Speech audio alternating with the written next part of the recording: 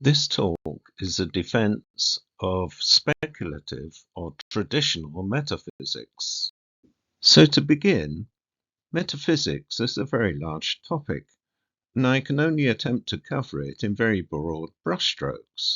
My aim is to engender a lively debate rather than to present something that is impeccably beyond criticism, which we all know is impossible anyway. At the end of the video, I'll give a brief postscript updating my talk to the present day. Metaphysics is notoriously difficult to define, but John Cottingham's statement is an excellent one. He says that it's philosophical inquiry that goes beyond the particular sciences, that's natural sciences, and asks very general questions about the nature of reality and the ultimate conceptual categories in terms of which we are to understand it. Speculative metaphysics goes further than asking questions and attempts to develop a specific model.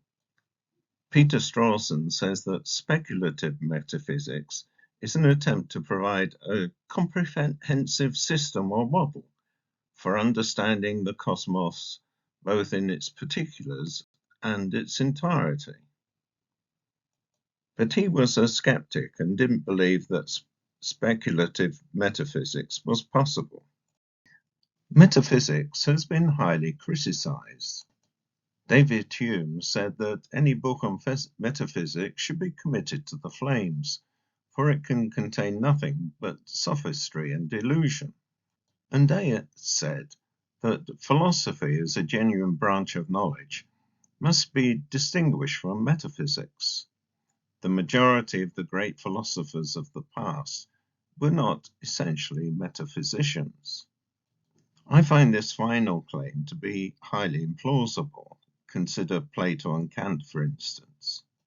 All such criticisms of metaphysics boil down to the fact that metaphysical systems are, by definition, non-empirical. There's no observation or experiment that could decisively verify or falsify them. And Ayer and Hume would claim that such systems were therefore meaningless. I'm going to sketch two metaphysical systems as examples. The first is Berkeley's idealism. In Berkeley's system, the primary things that exist are minds or souls.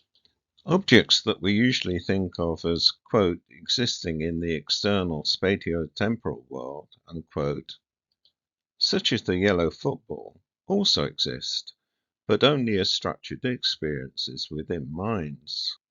The same applies to the body of the boy, and indeed to each of our own bodies. The existence of all such objects is thus secondary. Indeed, the whole of the external world, as exemplified by the punting scene, exists only within minds. Berkeley also argued, for reasons that I don't have time to detail here, that mathematics exists solely as thoughts within minds.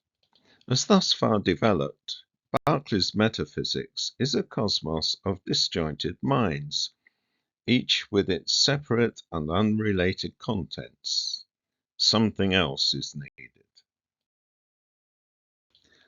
Berkeley proposed that the Christian God, an all-powerful and beneficent mind, plants percepts in a lawful manner in the minds of individuals, so that they have logical and consistent experiences. This ensures that water is a well-behaved liquid with a well-defined physics, and that each member of the punting party can see their companions when they look at them, they have consistent experiences, and so on. God also ensures the continued existence of the ball when it's locked away from human observation in a cupboard. It remains an idea in God's mind, and thus continues to exist under Berkeley's definition. Berkeley's attack on matter was a critique of Locke, and the argument is still important today. Locke held that the concept of matter is an insentient substance that exists in the external spatio-temporal universe. Consider two such alleged material objects, this desk and chair. Locke argued that the properties of the desk could be divided into two categories: the qualitative colour brown of the desk, the qualitative scent of furniture polish, and the qualitative squeak of the drawer are all secondary qualities that exist only in the mind of the observer, according to Locke. The primary qualities of the desk are its spatiotemporal extension, form, and motion. Locke also included solidity as a primary quality, but this can be defined in terms of spatiotemporal behavior. Primary qualities are all characterized by being measurable, and only these, said Locke, truly exist in the external world. The true physical character of the desk is thus somewhat akin to an animated mathematical figure. Locke argued that the difference between a real desk and a mathematical abstraction was that the real desk had an underlying substance called matter.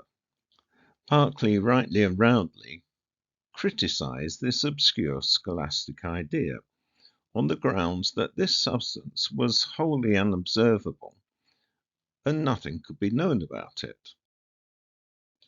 Berkeley questioned the sharp distinction between primary and secondary qualities. He argued that, first, both were subjective. Just as the desk would look grey in the twilight, so it would have a different shape, consider the desktop, when viewed from a different angle.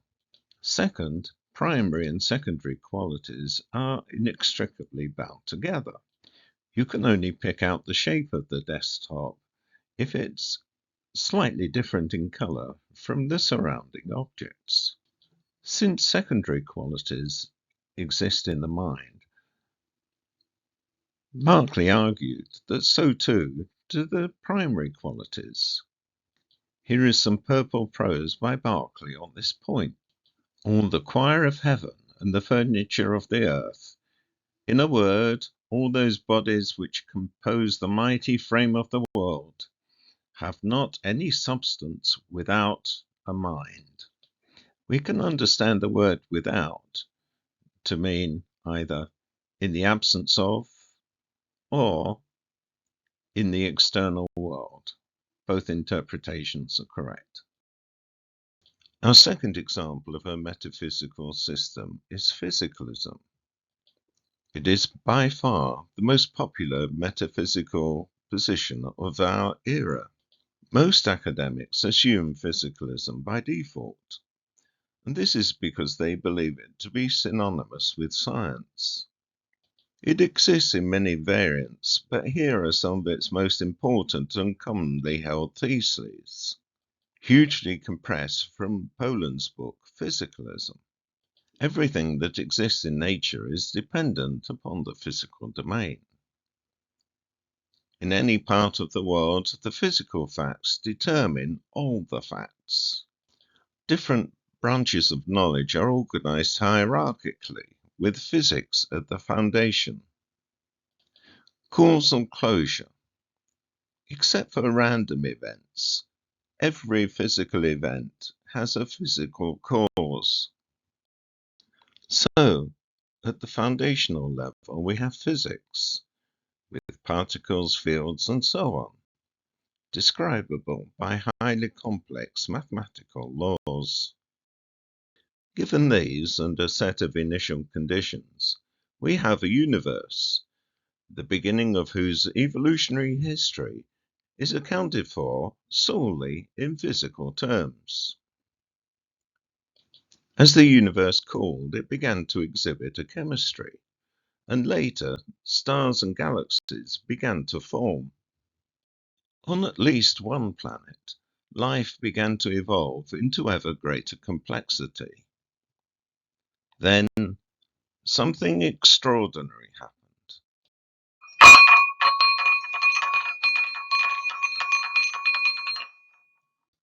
Mind arrived in the universe. At least some creatures began to have qualitative experiences of their surroundings. This dog can experience the color of the bone, the scent of meat, and so on. Human beings can reflect upon their experiences. According to most physicalists, mind was a recent arrival in an infinitesimal part of the universe. As can be seen, physicalism attempts to stay close to current scientific knowledge. But physicalism is not science. It relies on the metaphysical principles listed earlier, and also on how current scientific theories are interpreted, not just on the bare facts. Now we come to the problems of physicalism, and the first of these is the mind-body problem. How could the spatiotemporal behavior of systems of matter, regardless of their complexity, necessitate the existence of, or give rise to, or be identical to mind?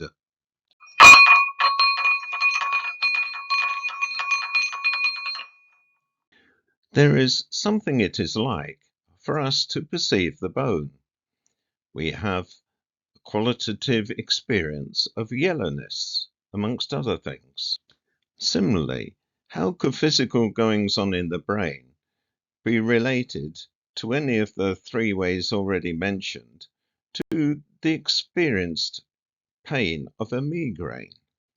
If physicalism is true, experiential qualities such as yellowness and pain are utterly baffling. The second problem of physicalism is what do we mean by the term physical in the theses of physicalism? This is known as Hempel's dilemma. If we mean present-day physics, then physicalism is trivially false. But if we mean a perhaps vastly different future completed physics, then physicalism is hopelessly vague. The extreme difficulty of the mind-body problem seems to give a hint that we'll be very unlikely to find a middle way between the horns of this dilemma. The third problem for physicalism is that we can update Berkeley's attack on the concept of matter. Berkeley rejected general abstract ideas. But if we accept mathematical abstractions, or at least put aside the controversial issue of what it means for a mathematical object to exist, then an argument similar to Berkeley's still goes through. How does an unobserved physical system differ from a mathematical model of it? The unobserved physical system might be a portion of the microphysical world, or of the very early universe, or an unobserved rock or desk. Physicalists haven't explained what it means for an unobserved world to be instantiated. This lack of a distinction is fatal to physicalism, because now any proof that mind necessarily arises from an unobserved physical system can be translated into a proof that mind must arise from the corresponding mathematical model. We can conclude that either there is no proof that mind necessarily arises, and so mind must forever be a mystery to physicalists, or mind necessarily arises from within complex mathematical systems, which is absurd. But Max Tegmark has bitten this latter bullet. Although metaphysical systems aren't empirical, we may use the following criteria to help us make reasoned judgments between them. First is scope, the range and variety of facts explained by the system. The bigger the scope, the better. Second is not denying basic data. A metaphysical system that claims time doesn't exist, for example, would have to give very good reasons for this claim. Three is plausibility. but this must be considered from within the system itself, considered in its entirety. 4. The minimum number of brute facts or miracles needed. The smaller the better. 5. Engagement with and consistency with current science. This is more or less essential. 6 is lack of promissory notes. We should be very skeptical of claims like science in the far future and using different methods will solve this problem eventually. 7th is elegance and simplicity, not a very important criterion. And finally, clarity versus fudge. This table sketches my opinion as to how far Berkeley's idealism succeeds or fails as a metaphysical system. It's good in scope. It talks about the physics of the world and our minds and the fact that we have free will. And for this reason also, it doesn't deny basic data. Plausibility should be considered from within the system.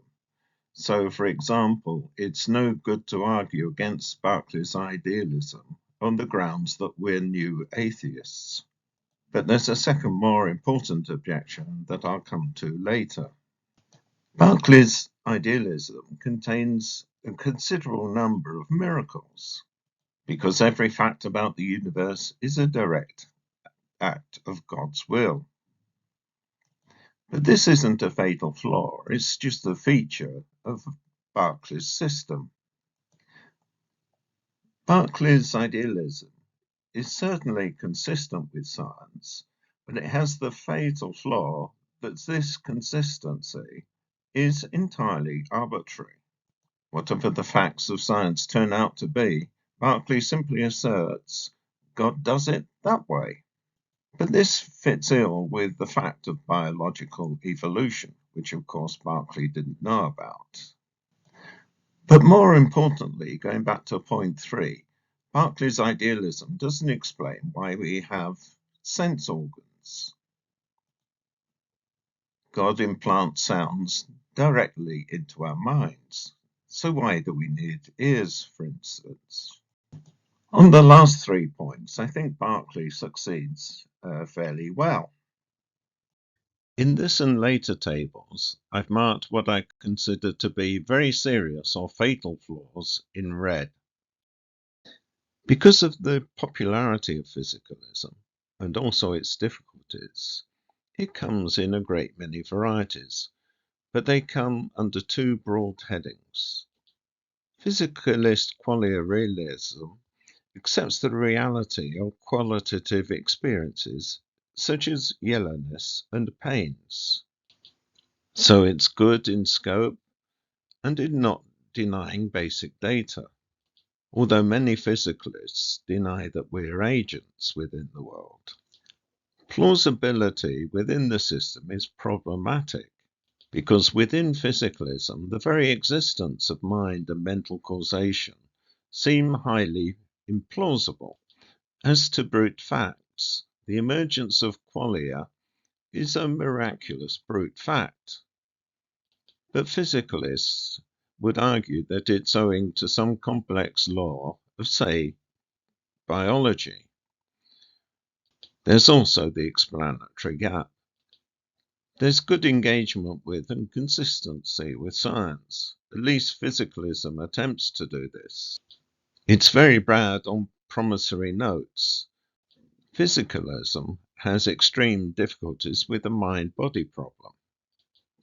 It's good on elegance and simplicity, but if anything, physicalism is too simple. On clarity versus fudge, there's a lack of clarity about what it is to be physical. We've seen the slide on Hempel's dilemma. Physicalist qualia non-realism is extremely dubious in scope because it denies the reality of experiential qualities such as redness or pain. Non-realists argue in various ways. Patricia and Paul Churchland say that qualia simply don't exist. Keith Frankish says that qualia are, in some sense, illusions. And Daniel Dennett claims that qualia are absurd, rather like a belief in fairies. Such denials are extremely implausible. For example, the idea that all experiences are somehow illusory is incoherent, for what is an illusion if not an experience? This position has minimal brute facts, and it engages well and is consistent with science, and it lacks promissory notes. But in terms of elegance and simplicity, qualia non-realism is far too simple. And in terms of clarity versus fudge, how does our universe differ from a mathematical abstraction? We've discussed this earlier. In my opinion, qualia non-realism is a desperate attempt to cling to physicalism. Here's a chart comparing the three metaphysical systems under discussion in terms of the 8 factors. The scores given at the bottom are extremely crude because each factor has a different weight or importance. And deciding weights is to a certain extent subjective. Moreover, these factors can interact with one another. But the bottom line is that all 3 of these metaphysical systems are fatally flawed. Berkeley's idealism fails to engage with science. In physicalism with qualia, the emergence of experiences such as pain from the behavior of matter is a miracle. Physicalism without qualia simply denies basic data. It's all but inevitable that each human being will possess a metaphysical system and will act upon it. If we fail to research metaphysical systems, then we are liable to assume a poor one implicitly and be reluctant to give it up. Physicalism, for example, is fatally flawed. As we've just seen, we have excellent criteria for making reasoned judgments between such systems, even though they're not empirical. Many novel and underexplored metaphysical systems await our investigation. Some may prove to be superior. That's the end of the talk. This postscript gives an update. It's brief, so press pause if you want to see the details. Panpsychism is any metaphysical system which holds that mind is omnipresent in the universe. It comes in many variants. Thomas Nagel gave an influential argument in favor of panpsychism, based on 4 plausible premises. He also introduced the combination problem of panpsychism, which asks, how could the primitive minds of elements of matter possibly combine to form a human mind? Next, we come to my own position.